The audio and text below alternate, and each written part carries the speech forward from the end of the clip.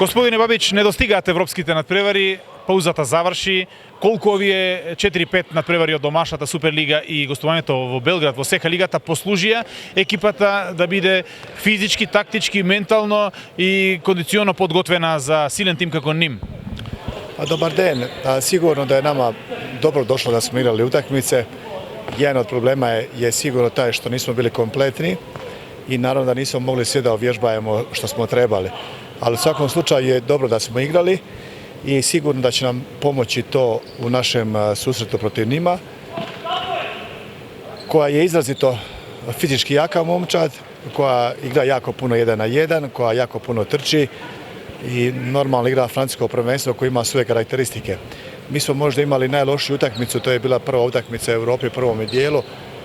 Dakle, sa izrazito dobrim protivničkim golmanom koji nam je dao između ostaloga i 3 gola direktno, koji je imao prvo vreme 10 obrana i sigurno da tako jednom omjeru sa jednom jakom momčadi kao što njim nismo imali mi puno šansi. Mislim da će ovo biti jedna druga utakmica i da smo mi generalno mentalno jako čvrsti, jako spremni i da sigurno mi imamo naše šanse da bi ih imali.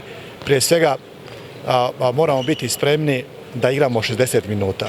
Dakle, što znači da taktički budemo disciplinirani, da budemo angažirani, da imamo jaki fokus na zadatke, da budemo čvrsti u duelima jer nas to očekuje i da ne zaboravimo što se inače događa, dakle tih par karakteristika koje oni rade. To i moramo oduzeti ako naravno želimo i nadam se da želimo i da vjerujemo da mi možemo i na tako jednom jakom gostovanju izvući pozitivan rezultat. Ним беше убедлив во Битола, меѓутоа на останатите надпревари во групата покажа и слабости, покажа подеми падови, веќе и загуби еден надпревар на домашен терен. Што би извоили од карактеристиките на оваа екипа која што ни цела сезона игра променливо во Франција? Pa evo, već sam to spomenuo, dakle to je momčad koja je ekstra čvrsta u obrani, koja igra i u obrani čovjeka 1 na 1, tako igra isto i u napadu.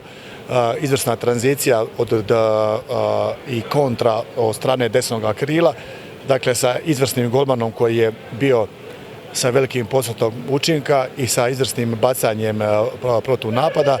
Dakle, to su 2-3 osnovne karakteristike koje krase taj tim. Oni su imali, dakle, laganu pobjedu u Bitolju, poslije su se mučili i pobeđivali su ili su igrali neriješeno sa ostalim protivnicima, ali to sam već izdvojio, to se događalo isključivo kada momčadi nisu stali igrati, a kad su oni poveli 4 ili 5 razlike, što je bio, dakle, i slučaj. Naravno da to želim i to već moji igrači znaju.